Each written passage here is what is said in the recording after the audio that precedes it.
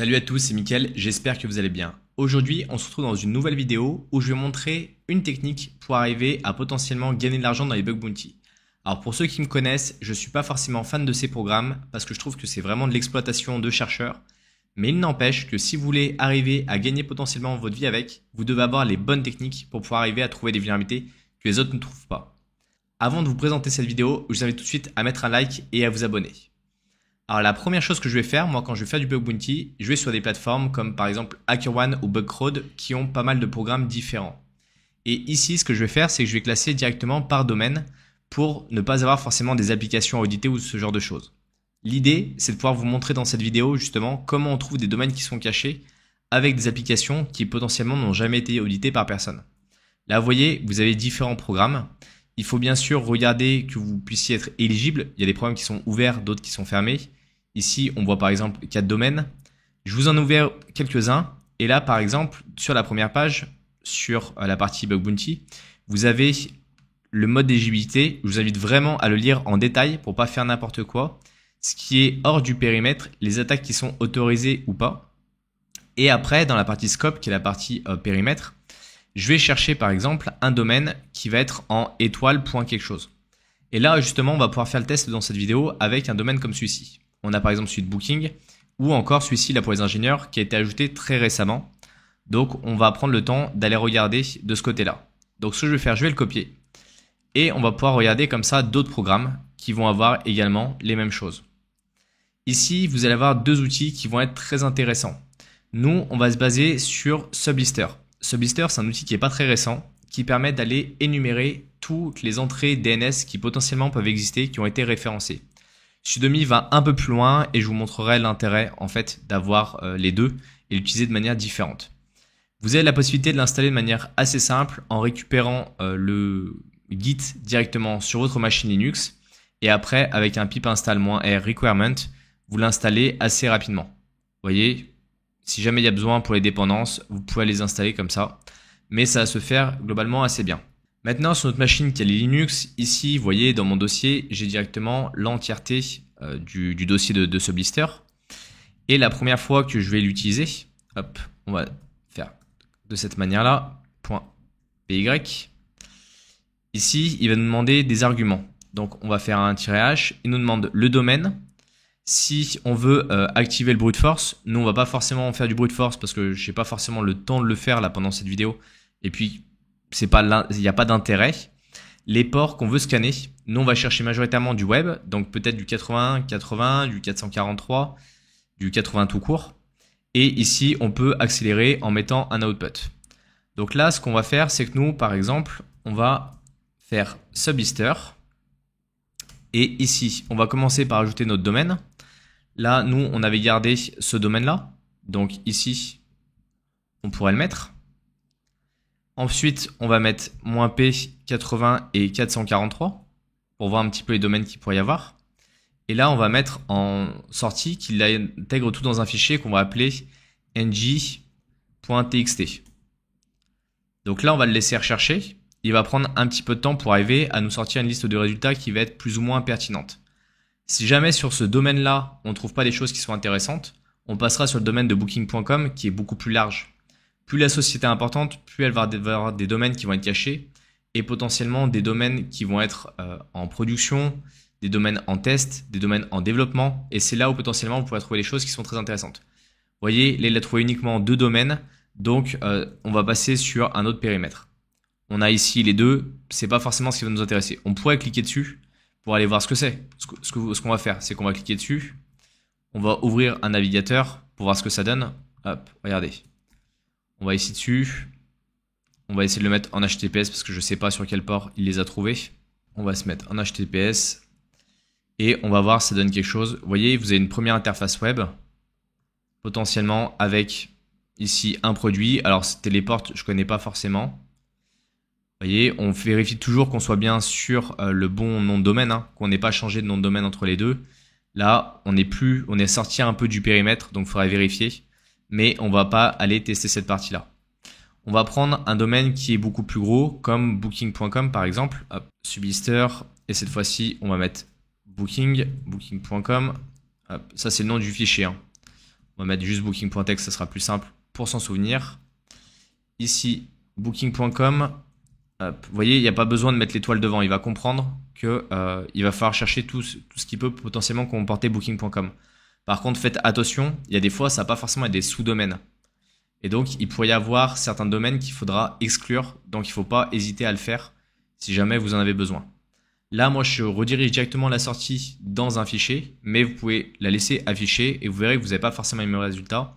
Et surtout, vous pourrez savoir, voilà, si vous avez du 80-80, si vous avez du 443, là, j'ai checké uniquement ces deux ports-là. Mais on pourrait tester avec tous les ports qu'on souhaite. L'idée, c'est justement d'aller trouver certains éléments. Ici, par exemple, on a image.taxi.com. Donc, vous voyez, on peut se dire, OK, bah, celui-ci, peut-être qu'il contient des données qui sont confidentielles, je ne sais pas. Donc, on va aller chercher. Il existe également en 443. Donc, on va faire comme ça. Et ici, vous voyez qu'on a un accès refusé. Donc, il faudra aller creuser un petit peu pour voir ce qu'il peut y avoir dessus. C'est pour ça que c'est très important en fait de connaître les règles du bug bounty sur ce programme-là en particulier pour savoir ce qu'on a le droit de faire, ce qu'on a le droit d'injecter, ce qu'on n'a pas le droit d'injecter. C'est très très important de ce côté-là. Donc là, il est encore en train de chercher. Et ici, si on regarde le fichier booking.text, vous voyez, on a plein de domaines à l'intérieur. Si jamais vous aviez copié le précédent format, si vous avez oublié de rediriger la sortie, je vais vous montrer. Hop, on va par exemple copier ça, on va le mettre dans un fichier, hop, on va l'appeler test.text. Ici, on le colle dedans. Ça, on ne peut pas le passer à la plupart des outils. Vous voyez, cette sortie-là. Donc, si jamais vous en avez besoin, vous faites un cat du texte. Je vous montre, comme ça, moi, ça pourra toujours vous servir. Cut-D, on va dire qu'on va couper. Et là, le séparateur, c'est un espace. Vous voyez, ici, on a un espace entre les deux. Et là, on va dire qu'on va prendre la première partie. On veut uniquement cette partie-là. Et vous voyez, on récupérait la liste des domaines comme on l'avait au préalable. Nous, la liste, elle est déjà préformatée. Par contre, maintenant, ce qu'il va falloir faire, c'est qu'il va falloir ajouter le HTTP ou HTTPS devant. Donc, ce qu'on va faire, c'est qu'on peut copier cette liste-là. Donc, on va la mettre en booking. On va l'appeler booking HTTPS. Vous voyez, HTTPS. Et on va en faire une booking HTTP.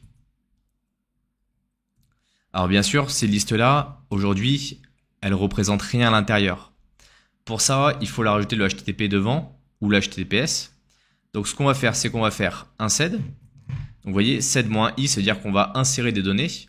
Ici, le "-s avec le petit chapeau, c'est-à-dire qu'on va insérer en début de ligne. Et là, ce qu'on va faire, c'est qu'on va se mettre par exemple sur HTTP. Il faut bien échapper les deux slash, comme je l'ai montré ici, avec ces caractères-là. Et là, ce qu'on va faire, c'est qu'on va dire qu'on va faire ça sur booking http.text. Maintenant, si on regarde ce fichier booking http.text, on a bien les HTTP devant. Vous voyez? Et on va faire de même avec le HTTPS. Et cette fois-ci sur le sed, on n'oublie pas l'HTTPS ici. Voilà, ça ira beaucoup mieux comme ça. Et ici, on a bien l'HTTPS. OK.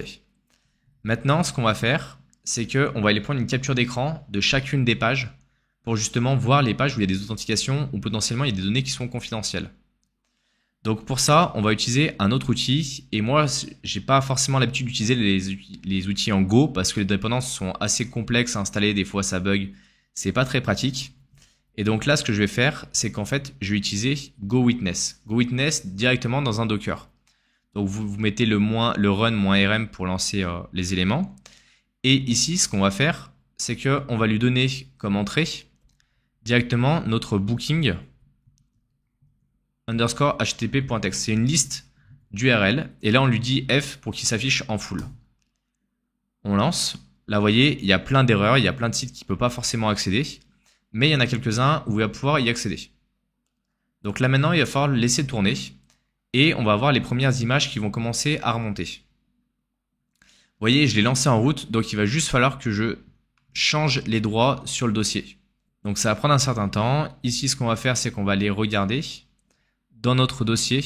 Donc on se met bien dans le dossier Sublister. Ici, vous avez un screenshot. Vous avez un dossier screenshot. Vous allez cliquer dedans et là, vous allez commencer à voir les premiers résultats.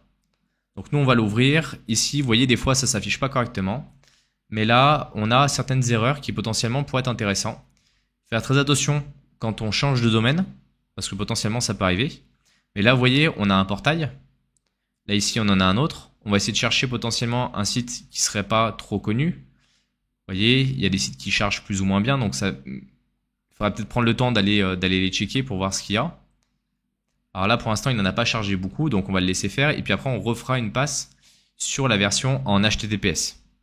Vous voyez, il y a plein de sites qu'il n'arrive pas à trouver parce que c'est juste des sites qui sont en HTTPS.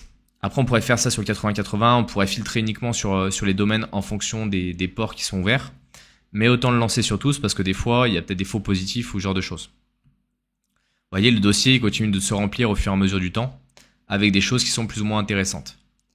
Après, une fois qu'on trouve un site qui potentiellement est intéressant, là, la phase d'audit commence réellement en fait. On n'est pas juste sur une phase de test. Là, l'idée étant de trouver des choses qui sont peut-être un peu, qui changent un peu l'ordinaire. Vous voyez, là, on a une 200 dessus. Sur le EGP Booking, on pourrait par exemple l'ouvrir pour aller voir. Là, on est sur du Palo Alto. Et donc, on est sur un pare-feu derrière, ocata.booking.com. Ici, on nous demande de rentrer une adresse. Vous voyez, par exemple, on peut dire... Il donne des exemples en plus. Si on va aller essayer la sécurité. Donc là, ils nous disent qu'on n'a pas le droit de nous loguer. Mais potentiellement, il y a d'autres éléments qui sont intéressants. On va le laisser finir le temps d'arriver à trouver des choses qui pourraient être intéressantes. Je vais rouvrir les images au fur et à mesure, qu'on puisse voir un petit peu où on en est. Hop, vous voyez, il y a des portails de connexion. De temps en temps, il y a des erreurs sur les domaines. Donc là, il y a peut-être à creuser, à trouver des choses qui seraient cachées. Là, on a pas mal de 404, notre fond, c'est-à-dire qu'il faut aller chercher sur chaque domaine si potentiellement il y a d'autres pages. Vous voyez, par exemple, celui-ci. On va prendre une 404. Donc là, c'est une API mobile. Donc ouais, ça va être un peu plus compliqué. Ici, c'est des GW2, c'est peut-être des trucs de test. Donc à voir. Après, là, c'est la liste de chez Sublister, mais rien ne vous empêche de faire vos propres listes avec des variantes et essayer d'aller trouver des choses qui seraient intéressantes. Qui seraient plus intéressantes en tout cas que ce que peut vous lancer directement Sublister. Hop, on va essayer de chercher. Je suis en train de chercher en même temps que vous. Vous voyez, là, il y a un click.booking.com. Donc, on peut aller voir ce que c'est dessus. click.booking.com. Vous voyez, là, on est passé chez partner.booking.com. Il y a des redirections. Et ici, par exemple, on pourrait se dire, OK, est-ce que il y a, par exemple, je sais pas, une injection qui est possible? Vous voyez, on peut tester. Là, vous aurez beaucoup moins de concurrence et là, vous aurez la possibilité de trouver des vulnérabilités peut-être que d'autres n'ont jamais trouvées. Vous voyez, on pourrait changer la langue. Hop. Potentiellement, on pourrait tomber sur des choses qui seraient un peu intéressantes. Voilà. Là, c'est juste vraiment, je le fais en test avec vous, en direct, voir, par exemple, est-ce qu'il y a une injection SQL. Et tout ça, il faut le vérifier au préalable, s'assurer que vous avez le droit de faire ce genre de choses. Que vous débordez pas du scope. C'est hyper important. Là, par exemple, ici, freelancejobs.booking.com. Ça peut être intéressant. Vous voyez, il y a un email et un password. Il y a peut-être des fois une vulnérabilité sur la réinitialisation de mot de passe. Il faudrait trouver juste un login mot de passe. Ça pourrait être, des fois, vous avez un admin qui traîne. C'est une page de dev. C'est une ancienne page. On va chercher. Hop, je reviens. Je monte sur les dernières, histoire de voir un petit peu ce qui est sorti. Hop, je passe vite parce qu'il y a quand même pas mal de pages. Histoire de vous trouver quelque chose d'un peu croustillant en direct. Email premier. Vous voyez, il y a des fois, il y a des petits bugs sur les connexions. Et c'est à vous de passer un peu de temps. Et c'est pour ça que ça prend énormément de temps. Et potentiellement, vous pouvez passer des journées entières avant d'arriver à trouver quoi que ce soit. Là, il y a l'air d'y avoir un blog avec énormément d'entrées. Donc, on pourrait faire par exemple blog.booking.com. Et l'idée, c'est de passer du temps à chercher des vulnérabilités sur chacun des éléments. Sur chaque page. Voir s'il n'y a pas quelque chose qui traîne. Voir si dans une des URL, il n'y a pas un élément. Là, on est redirigé. Toujours en faisant attention de ne pas sortir du scope. C'est très, très, très important. Vous voyez ? Là, par exemple, on voit qu'il y a une page de login. Rentalcar, ça a été changé. Rentalcar est également dans le scope. Parce que c'est un de leurs partenaires. Voilà tous les éléments. Mais il y en a un paquet, par exemple, qui ne passe pas. Par exemple, password.booking.com. Ça peut être intéressant de regarder ce que c'est. Pourquoi il l'a trouvé, quels sont les ports qu'il y a dessus. Regardez, là il nous dit qu'il peut pas y accéder. On va copier la sélection et voir ce qui se passe réellement. Ça vous empêche pas, vous, d'aller faire un deuxième check. Pourquoi il l'a remonté et que lui, il le trouve pas? Faut creuser. Maintenant. Voilà. C'est un peu l'idée, en fait, justement, de cette vidéo, de pouvoir vous montrer. C'est pareil. Est-ce qu'en faisant ça, on découvre une injection, on découvre quelque chose? C'est à vous de voir, de creuser, d'aller regarder les différents éléments. Regarder sans déborder du scope. Et ça, c'est hyper important. Voilà, j'espère en tout cas que vous avez aimé cette vidéo, qu'elle a pu vous aider en fait à découvrir au moins les principes de base. Un outil que je trouve en plus très intéressant, dont je vous parlais au préalable. Là, vous voyez, il est encore en train de tourner. C'est pas forcément la peine qu'on aille jusqu'au bout de cette vidéo pour vous montrer toutes les plateformes. Mais il y en a énormément. Un autre outil dont je voulais vous parler, c'est Sudomi, qui est justement un outil concurrentiel de Sublister, qui va marcher plus ou moins bien avec d'autres listes, d'autres modes de fonctionnement. Et il a la possibilité de vous prendre directement des captures d'écran en se basant sur le même outil que j'utilise, que je trouve très pratique. Vous voyez, il a les concurrents directement ici soumis, Subfinder, Sublister. Et vous pouvez pareil le faire tourner avec un Docker. Par contre, attention, la version 1.2.1 n'est jamais sortie. Il faut prendre la 1.2.0. C'est le petit truc à savoir si vous voulez l'utiliser. Et faites des tests sur des domaines comme ça qui sont ouverts. Et allez voir si justement vous avez des résultats qui sont pertinents. Et potentiellement, si vous voudrez quelque chose de critique, c'est des centaines de dollars que vous allez avoir assez facilement. Pensez à liker, pensez à vous abonner. Et pour tous ceux qui débutent en cybersécurité, je vous invite tout de suite à récupérer le guide qui est disponible dans la description. Il est offert, il vous permettra de bien commencer. Dites-moi si vous avez aimé ce type de vidéo. Dites-moi si vous voulez d'autres vidéos dans ce genre-là pour découvrir un peu des vulnérabilités en bug bounty. Et on se retrouve à la prochaine. Salut à tous!